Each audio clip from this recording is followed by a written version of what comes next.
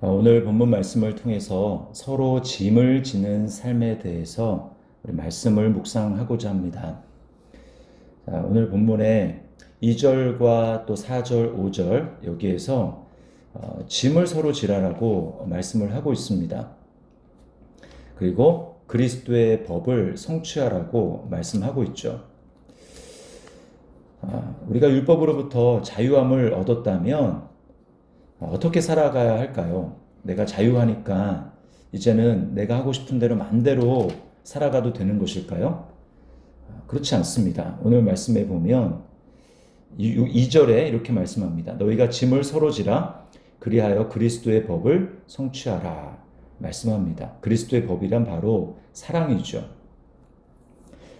내가 자유를 얻었기 때문에 이제 내 마음대로 살겠다라고 하는 것은 육체를 위해서 살아가는 것입니다. 그리고 그것은 다시 죄의 종으로 돌아가는 삶이죠. 그래서 갈라디아서는 우리에게 무엇이라고 이야기하고 있습니까? 사랑으로 피차 서로 종노릇하라라고 말씀하고 있습니다. 그러니까 우리에게 주신 자유를 다시금 주님을 위해서 지체들을 섬기는데 사용해야 된다는 것이죠. 그렇게 살아가게 될 때 점점 더 많은 기쁨이 우리에게 생기게 된다는 것입니다. 이것이 바로 하나님 나라의 원리예요. 세상과 정반대입니다. 세상은 자기를 위해서 자기 기쁨을 위해 살아가지만 정작 그 마음에 진정한 기쁨이 없습니다. 그러나 그리스도 안에서 우리는 지체들을 섬기고 서로를 섬기며 살아가게 될 때, 헌신할 때 우리 안에 하나님이 주시는 기쁨이 점점 충만해지는 것이죠. 이걸 구체적으로 적용하면 어떻게 될까요? 자, 오늘 먼저 1절에서 그 범죄한 일을 다루는 것을 이야기합니다. 1절에 보면 사람이 만일 무슨 범죄한 일이 드러나거든 이렇게 이야기를 하죠. 범죄한 일이 뭘까요? 말씀을 어기는 것이죠. 예를 들면 10계명입니다. 살인하지 말라, 간음하지 말라 이런 계명을 어기는 것이죠. 뿐만 아니라 범죄한 일이라는 것은 믿음으로 행하지 않는 것, 복음의 진리를 따라 행하지 않는 것도 여기에 들어가는 것입니다. 자, 여기 이렇게 지체들 가운데 공동체 안에서 이런 범죄한 일이 이렇게 드러나게 될 때, 알게 될 때 어떻게 해야 될까요? 일반적으로 두 가지 정도 반응을 보일 수 있습니다. 첫 번째는 무관심이죠. 그게 나랑 무슨 상관이냐? 난 다른 사람의 삶에 개입하고 싶지 않다. 이렇게 말하는 것입니다. 이것은 짐을 지지 않는 삶이에요. 내가 공동체에 관여해서 하나님의 그 사랑의 법을 성취하는 것을 거부하는 삶입니다. 무관심. 두 번째는 판단과 정죄예요. 사랑의 마음이 없는 것입니다. 그 사람을 영적으로 세워주려는 그런 마음이 없이 차가운 마음을 가지고 비난하는 것이죠. 판단과 정죄. 자, 이것도 하나님이 기뻐하시는 모습이 아닙니다. 자, 그럼 우리는 어떻게 해야 될까요?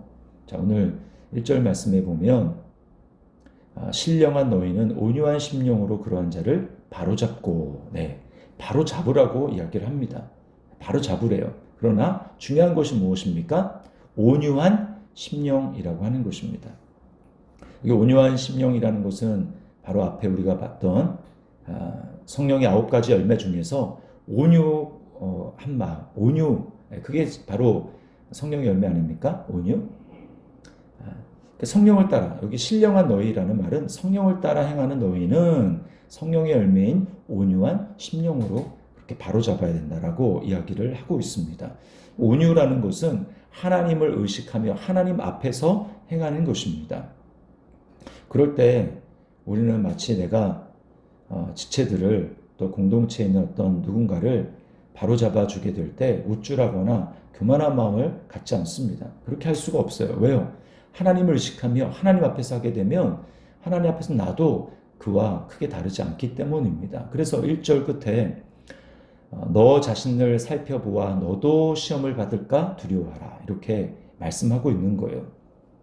여러분, 그런 사람이 있다면 마태복음 18장과 같이 우리가 연기해서 생각하면 주님은 알게 된 그 사람, 당사자, 그 사람과 단독으로 가서 이야기를 하라는 것입니다. 여기저기 떠들고 그 사람에 대해서 소문을 내는 것이 아니라 사랑하는 마음을 가지고 찾아가서 둘이 권면하는 것입니다.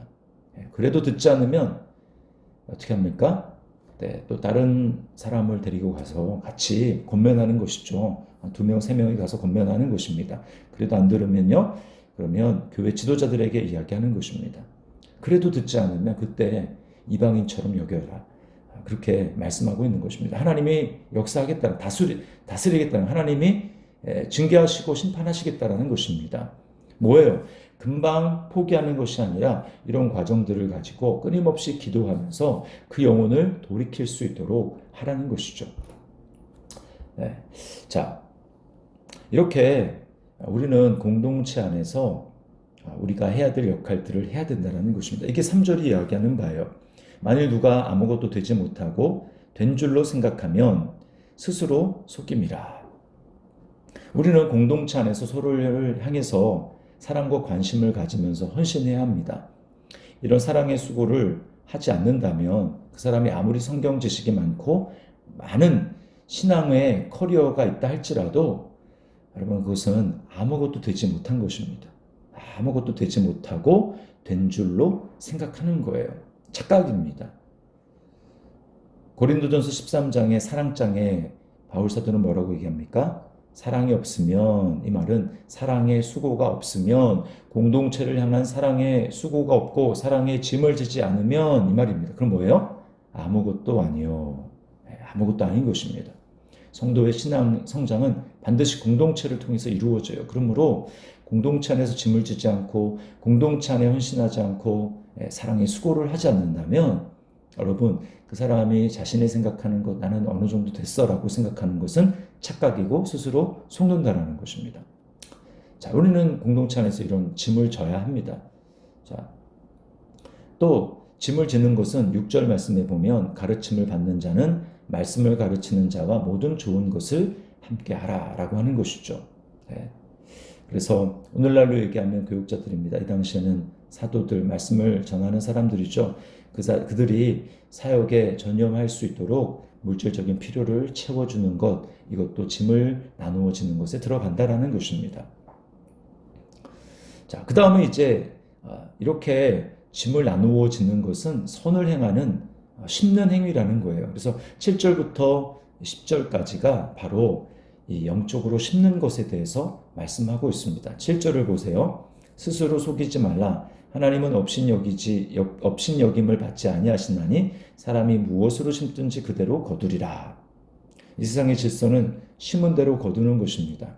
농부가 씨를 많이 뿌려야 많은 열매를 거두는 것입니다. 운동선수가 열심히 땀을 흘려야 좋은 성과를 낼 수 있습니다. 노력하지 않고 결과를 얻으려는 것은 정직하지 않은 것입니다. 그것은 하나님을 우습게 여기는 태도입니다. 영적인 일에도 마찬가지예요.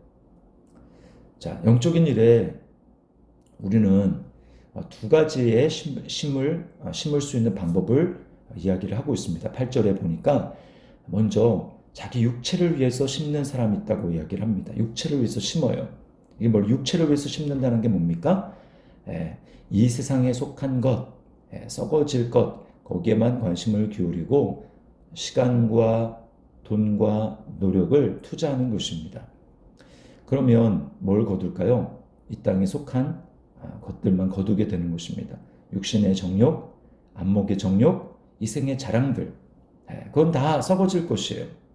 하나님 앞에 섰을 때 그것은 다 하나님이 기억하신 바 되지 못합니다. 주님 앞에 나중에 우리가 주님 앞에 섰을 때 주님이 불로써 우리가 이 땅에서 어떻게 살았는지 우리의 행위를 이렇게 시험하신다고 하지 않습니까? 그때 불로 다 타버리는 거예요. 그것은 지푸라기와 같은 것입니다. 다 썩어질 것입니다. 아무 소용이 없습니다. 그럼 두 번째는 어떤 심는 삶이 있습니까? 성령을 위하여 심는 자는 이라고 이야기를 합니다. 성령을 위해서 심는다. 여러분 이게 무슨 뜻일까요? 성령을 위해서 심는다. 성령님이 기뻐하시는 것, 성령님이 마음에 있는 것, 성령님이 원하시는 것, 그것이죠. 그것은 바로 영원한 하나님 나라를 생각하는 것입니다. 주와 복음을 위해서 관심을 기울이며 거기에 시간과 돈과 노력을 투자하는 거예요. 그럼 어떻게 됩니까? 영생을 거두리라. 영원한 생명, 없어지지 않는 것, 영원한 것, 이것을 거두게 되는 것입니다. 짧은 우리의 삶에 여러분 무엇을 위해서 투자해야 되겠습니까? 여러분이 정말 어디에 투자하는 것이, 어디에 심는 것이 정말 하나님이 기뻐하시는 것이고, 나중에 인생을 내가 마감하게 됐을 때 내가 잘 살았다, 또는 내가 괜히 이렇게 했다, 후회가 된다, 그렇게 될까요? 이건 두말할 나위가 없는 것입니다. 성령을 위하여 심어야 하는 것이죠. 그래서 예수님도 너희 보물을 땅에 쌓아두지 말라고 했습니다. 거기는 좀과 독록, 녹슨다라는 거죠. 또 도둑이 구멍을 뚫고 도둑질한다라는 것입니다. 보물을 하늘에 쌓아두라는 것이죠. 성령을 위해서 심으라는 것입니다. 여러분, 이것을 우리가 머리로 참 아는데 쉽지가 않습니다. 왜 그럴까요? 우리는 믿음으로 바라보지 못하고 눈에 보이는 것들만 생각할 때가 많기 때문입니다. 눈에 정말 내가 노력을 했는데, 내가 주님을 위해서 헌신했는데 그게 결실로 보이지 않을 때, 그럴 때 있죠. 기대했던 것과 정반대로 나타날 때가 있습니다. 주님이 주시는 마음으로 내가 어떤 사람을 위해서 기도하고, 또 그 사람이 물질적으로 어렵습니다. 그래서 물질로도 이렇게 도와주고 그렇게 잘 섬겼습니다. 그랬는데 고마워하기는커녕 나에 대해서 오해하고, 나에 대해서 다른 사람에게 좋지 않게 이야기하는 것을 그렇게 볼 때도 있습니다. 또는 나는 정말 잘 섬긴다고 섬겼는데 그걸 너무나 당연하게 여기고 나에게 더 많은 것을 요구할 수도 있습니다. 그런가 하면 계속해서 무반응으로 일관할 때도 있죠. 여러분, 그렇게 되면 어떨까요? 낙심이 되고 포기하고 싶어집니다. 낙심이 되고 포기하고 싶어져요. 하나님이 아세요. 그래서 9절 말씀에 뭐라고 얘기합니까? 우리가 선을 행하되 낙심하지 말지니 포기하지 아니하면 때가 이름에 거두리라. 무슨 뜻입니까? 낙심할 일이 있다라는 거예요. 포기하고 싶을 때가 있다라는 것입니다. 그러니까 낙심하지 말라고 하고 포기하지 말라고 말씀하고 있는 거예요. 여러분, 예수님을 보십시오. 예수님이야말로 낙심할 일이 많지 않았겠습니까? 또 포기하고 싶은 일이 많지 않았겠습니까? 주님이 모든 사랑을 다 쏟아 부어 주었습니다. 주님은 사람들에게 가르쳤고, 또 병든 자를 고쳐 주었고, 귀신 들린 자를 내쫓아 주었어요. 제자들에게 모든 시간을 투자하시며 그들에게 자신의 삶을 쏟아 부었습니다. 그럼 뭐가 돌아왔습니까? 주님에게 돌아오는 것은 조롱과 멸시였습니다. 배신이었습니다. 십자가에 못 박히는 것이었습니다. 그러면 이것보다 더 낙심이 될 일이 어디 있습니까? 정말 주님이 인간적인 생각들 그리고 환경들만 바라보고 했다면 여러분 포기하고 싶지 않았겠습니까? 그런데 주님은 눈앞에 보이는 것만 생각하지 않았습니다. 주님은 사람들의 반응과 환경보다는 하나님을 신뢰하셨어요. 하나님. 그래서 히브리서 12장 2절과 3절에 이렇게 말씀하고 있습니다. 믿음의 주요 또 온전하게 하시는 이인 예수를 바라보자.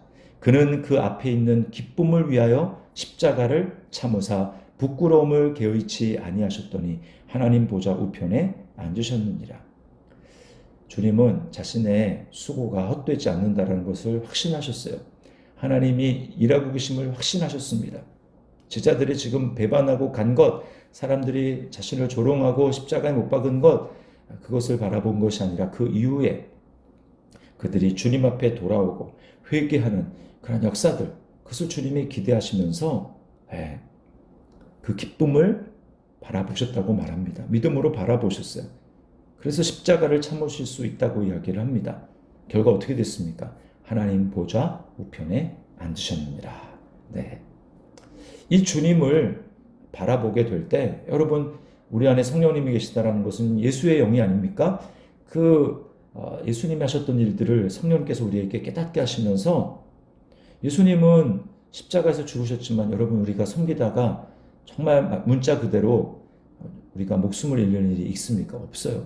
우린 그런 일이 없습니다. 그냥 자존심이 상하고 좀 내가 힘들고 화가 나고 그런 일이 있는 거죠. 그래서 그 주님을 바라보라는 것입니다.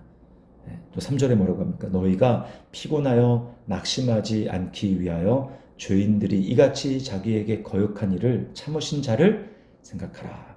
자, 예수님을 생각하게 될 때 주님은 나를 위해서 그것까지 참으셨는데 주님이 나를 참아주셨기 때문에 우리가 있지 않습니까? 그 주님이 정말 끊임없이 주님께 도전하고 반역하고 불순종하는 그러한 사람들을 참으셨고 그러한 나를 참아주셔서 내가 이렇게 있었는데 여러분 그 예수님을 바라보게 될 때 우리는 나를 힘들게 하고 섬겼지만 무반응으로 일관하고 있는 그런 사람들, 그런 사람들에 대해서 우리는 힘들지만 참아낼 수 있습니다. 자, 그래서 주님이 오늘 결과적으로 우리에게 요구하시는 것이 무엇입니까? 10절입니다. 그러므로 우리는 기회에 있는 대로 모든 이에게 착한 일을 하되, 영적인 일, 정서적인 일, 육체적인 일, 물질적인 일, 여러분 기회에 있는 대로 착한 일을 기회를 잡아서 놓치지 말고 하십시오.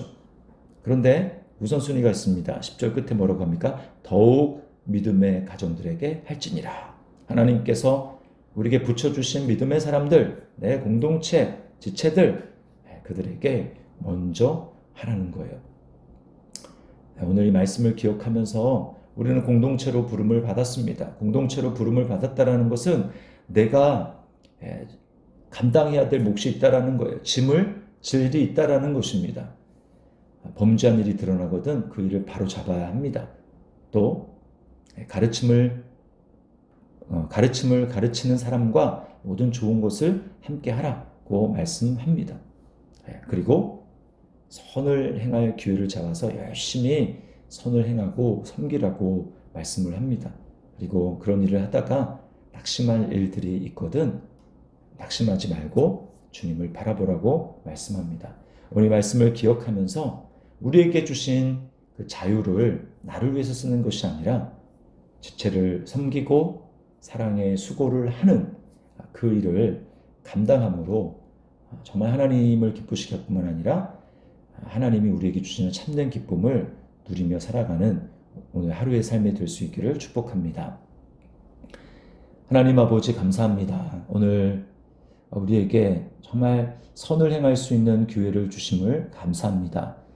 우리를 자유케 하여 주셔서 다시는 종의 멍에를 매지 말라고 하신 주님, 그러나 그 자유를 나를 기쁘게 하고 육체의 기회를 삼는 일에 쓰는 것이 아니라 사랑으로 종 노릇하라고 말씀해 주신 주님, 공동체 안에서 정말 내가 사랑의 수고를 해야 될 것, 내가 짐을 져야 할 것을 지기를 원합니다. 우리 가운데 정말 말씀대로 살지 못하고 범죄한 일이 드러나는 그러한 지체가 있습니까? 주님, 이것을 정말 정죄하고 판단하고 또 다른 사람들에게 소문을 내고 하는 것이 아니라 주님, 그 지체를 위해서 기도하고 주님, 정말 그것을 온유한 마음으로 바로 잡을 수 있도록 하나님께서 우리에게 은혜를 더하여 주시고 그래서 우리 안에 은혜가 흘러넘치는 그러한 공동체가 그런 가정과 교회가 될 수 있도록 인도하여 주시옵소서. 주님, 또 우리가 정말 심어야 거둘 수 있다고 오늘 주님 말씀하셨는데 우리가 열심히 성령을 위해서 심을 수 있도록 인도하여 주옵소서. 기도를 심게 하시고 다른 사람을 위한 섬김의 수고를 심을 수 있도록 인도하여 주셔서 주님, 낙심될 일도 있지만 낙심하지 않고 우리를 위해서 십자가에서 끝까지 수고를 감당해 주신 그 예수님, 주님이 어떠한 열매를 거두셨는지를 기억하며 우리 또한 그 주님의 발자취를 따라서 오늘 하루 살아가는 삶이 될 수 있도록 인도하여 주옵소서. 어떤 일이 있어도 낙심하지 않게 도와주시고 어떤 일이 있어도 포기하지 않게 도와주시고 주님 끝까지 믿음으로 주님 바라보며 섬기며 수고를 다하며 서로 짐을 지는 우리의 삶, 우리의 공동체 되게 도와주시옵소서. 감사드리며 예수님의 이름으로 기도드리옵나이다. 아멘. 오늘 말씀을 기억하면서 삶의 자리에서 하나님 앞에 계속해서 기도하며 나아가는 여러분 우리 삶이 될 수 있기를 축복합니다.